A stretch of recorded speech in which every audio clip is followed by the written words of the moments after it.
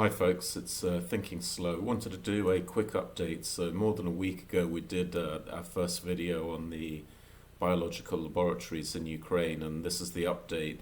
And this is an update which incorporates quite a lot of information that's been released over the last couple of days. So a fair bit by the Russian side and also a Department of Defense briefing, and we basically end up with our conclusions. Now, our conclusions are not just pure guesswork. We have actually spoken to a couple of quite senior virologists, so we do have a sort of some insight from industry professionals what is going on in the labs. But ultimately, it's going to still be a bit of a mystery until this question is fully resolved. But at least we can give you an update where the actual data is right now.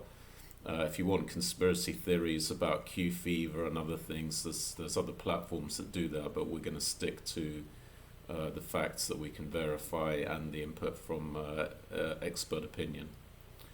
So the main dates then were the 11th of March was the testimony at the UN Security Council by the Russians and the various responses.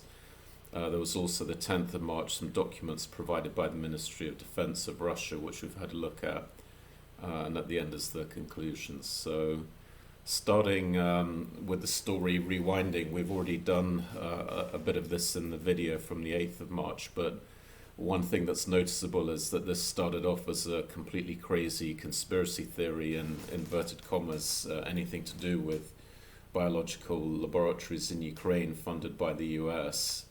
And what happened in the mainstream media, at least in some of the stories, is, as usual, they denied things that no one was claiming, i.e. they're run by the US or, other claims that nobody made. The initial claims were always that the US Department of Defense is funding biological laboratories in Ukraine. And quite amazingly, I think to some extent, on the 10th of March, the Department of Defense gave a press conference, which has been redacted in certain areas, but they acknowledged that $200 million has been spent in Ukraine on this program since 2005, and that covers 46 facilities, which is a much higher number than anybody previously claimed. So again, the move from crazy fringe conspiracy theories to the US Department of Defense putting their hands up and saying, yep, we have been funding biological activities in Ukraine, and that covers 46 different facilities. That's quite a turnaround in the space of not many days. So what's really going on is the central argument is anything going on at these laboratories that's not in accordance with the Biological Weapons Convention, where you cannot develop or store or do anything involved with biological weapons. So the question is whatever's being funded in those laboratories and those activities completely consistent with the convention, and that's the main issue.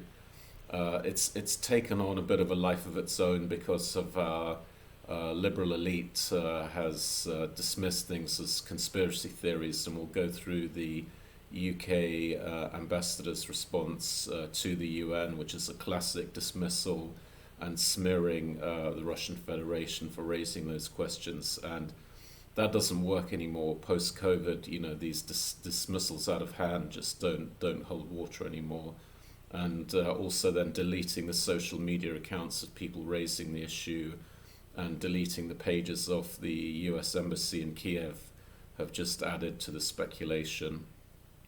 So let's get into it a little bit here. So this is what the Russians are claiming. They're claiming that there's been work involved on spreading infectious diseases via migratory birds, possibly spreading infectious diseases via fleas and ticks, transferring blood samples to the US and Australia, and holding dangerous pathogens. And there's a related claim, which is that there's an extraordinarily high incidence of infectious diseases in Ukraine, and measles was mentioned as one of them. And we're just going to quickly go through these different claims to see, based on what we know today, which is obviously not that much, how credible or not credible they are. And trying to do this from a reasonably neutral perspective, but I do have more sympathy today with the Russian side, so it's slightly biased, but trying to keep some kind of neutrality. So the claims to do with the migration, it looks like a bit of a spin here, because what's happening is there are these studies, but these are studies of how these diseases are being transmitted through bird migration and through bats. And I think what the Russians have done is to sort of turn that around and say these are studies of how to transmit diseases, which doesn't look like the case based on the documents that are there. This is, an observational program involving a lot of scientists from a lot of different institutions. It doesn't look very likely that these have nefarious motives behind them. These look to be genuine scientific studies of how these diseases are spread, rather than how to spread those diseases. So that's the big difference. So based on this piece of it, that doesn't look like something very sinister going on here. And again, the number of people involved from the number of different institutions would make it very difficult to see this as some kind of nefarious sort of reverse engineering to actually how to use migratory birds to spread disease, which I think is more or less the basis of the Russian claims. So that doesn't look so hot, basically. So probably where there are much bigger questions are to do with the pathogens, the bacteria that are held in the various facilities. So the external experts that I'm in contact with had a look through the various lists, and most of them were pretty harmless. They're exactly what you'd expect to find in a sort of normal standard laboratory. But this particular list from the Lvov Regional Center of Disease Control did actually raise quite a few questions. So, and the questions were the same from the two different experts separately. So I think there's some kind of overlap there, and they found these very unusual things to have. These would be, these would have to be in maximum security facilities. This is very, very bad stuff, as bad as you can get, basically. So the first item is the plague, 6 samples of that. And the next one was the one that was very odd. It's called Wheels disease, very rare disease that is fatal if not treated very quickly, and there's a very large number of samples for that disease. The third one down is anthrax, which is fatal, and the one at the bottom here is tularemia, which is can be fatal, and basically all of these 3 will have dual use, so they can be used as bioweapons. Again, it's important to say that that's not evidence that they have been, but they have that potential, and therefore I think the best you can say about this is there are questions to be answered. What really are these for? So that is a bit of an open question. There's certainly some merit to the concerns raised by the Russians on this particular point, on why are these pathogens being held and what's happening with them. And then, of course, the response from the UN Security Council. This person, Barbara Woodward, is apparently a diplomat, so we'll read what she says. Let me put it diplomatically, they are utter nonsense, which is more or less the way she's made that statement. So very high-handed, extraordinarily undiplomatic, and most of us will see this conspiracy theory here again now. We started this channel based on the government's response to COVID, where dealing with many high-level scientists, we understood that a lot of those things that the government were doing were wrong. And I think we've seen now, as things pan out, a lot of the lockdowns and things to do with mask wearing, vaccination were not really scientific, and anyone that questioned that sort of groupthink was dismissed as a conspiracy theorist. And there's a lot of emails coming out now that those people were smeared and deplatformed. So in today's day and age, a government statement coming from someone who's not addressing any of the issues and has no scientific background to dismiss this as a conspiracy theory doesn't work anymore. Perhaps 4 or 5 or 10 years ago, it would be credible that a senior UK figure like this could say something and we could take it as a given that that's true. But that's not the case anymore. So I think with just dismissing this as a conspiracy theory, it just doesn't hold water. And I don't have a lot of truck with the UK political establishment right now. And this is the leader of that establishment. This is someone who was his boss.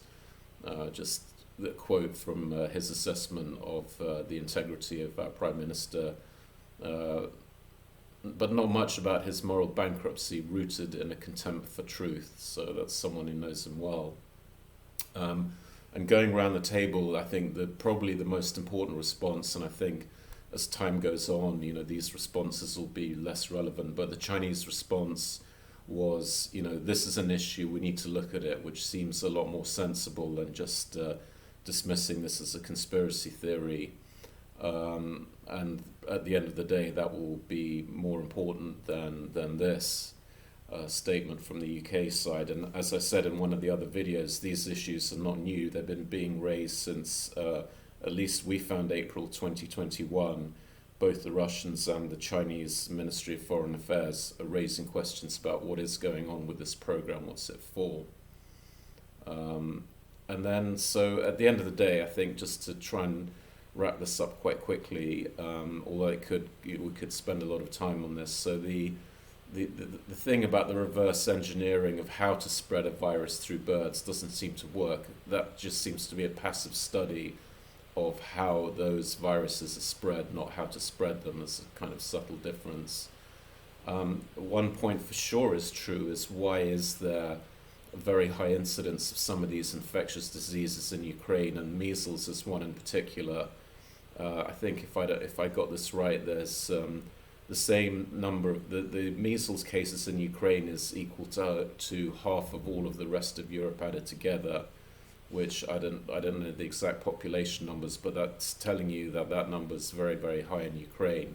Now, I think it's a bit of a stretch to link that back to biological laboratories in Ukraine, but there's a question, and I'm not sure it's a very strong link, but it's there, and that's what the Russians are alleging, that the very high incidence of measles and other diseases is a sort of is a warning sign.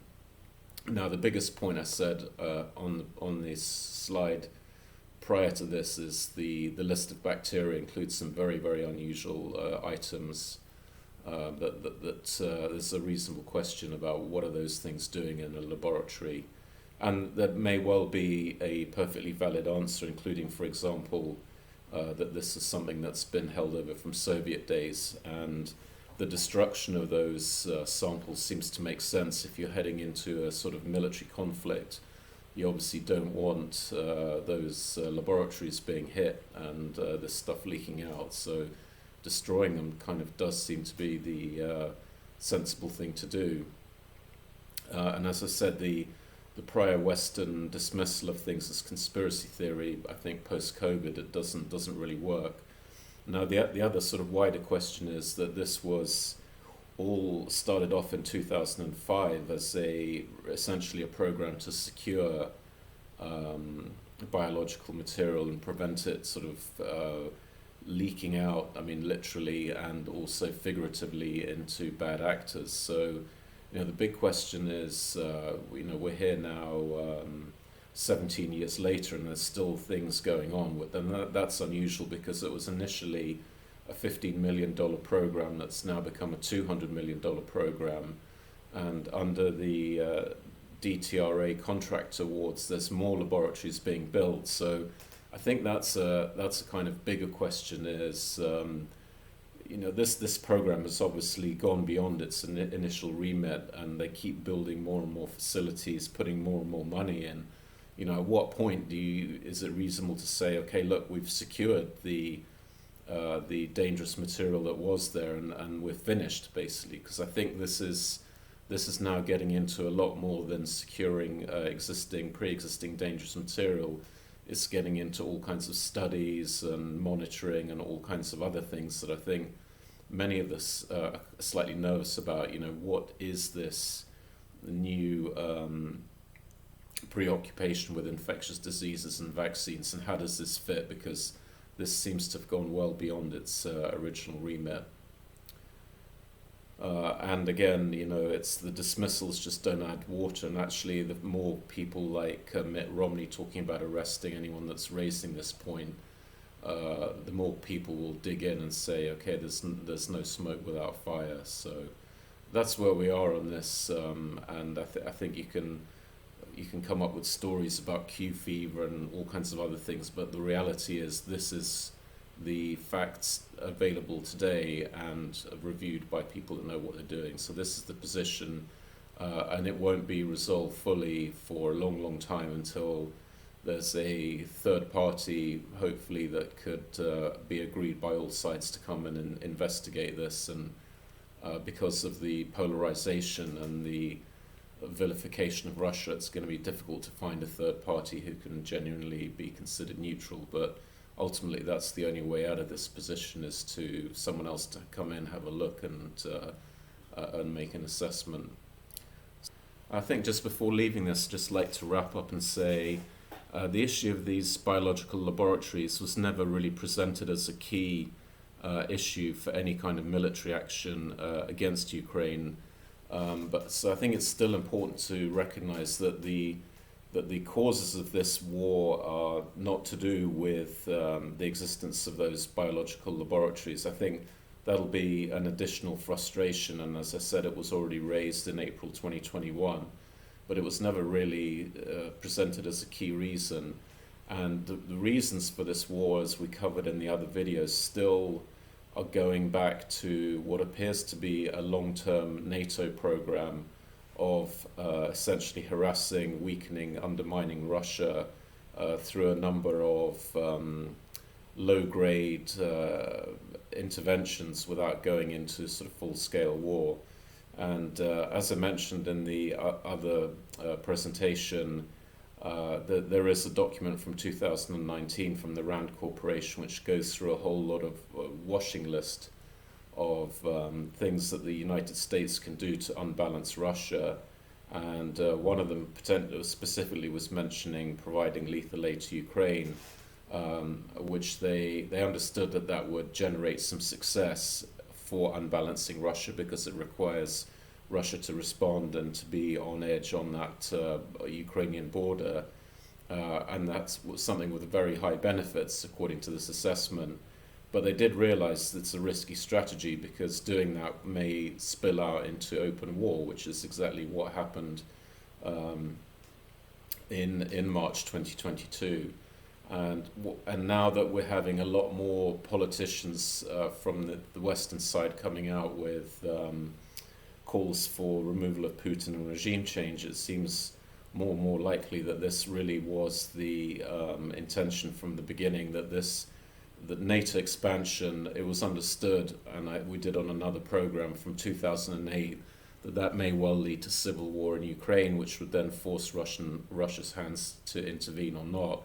And that seems to have been a long-term program to undermine Russia and therefore make it easier to achieve regime change. And regime change has been the new sort of strategic initiative for the last 10, 15 years for NATO, going in and removing people they don't like and putting in more favorable regimes, or favorable for Washington's point of view. And that seems to be really what's going on. And I think the biological laboratories is a kind of a lot of attention on that story, but it's probably not the driving force of what we're seeing today.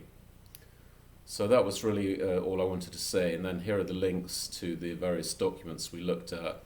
You can get a fairly good view of what's going on through these internet-based links, so you're welcome to check those out. We've had a look at them all and summarized our findings in this video.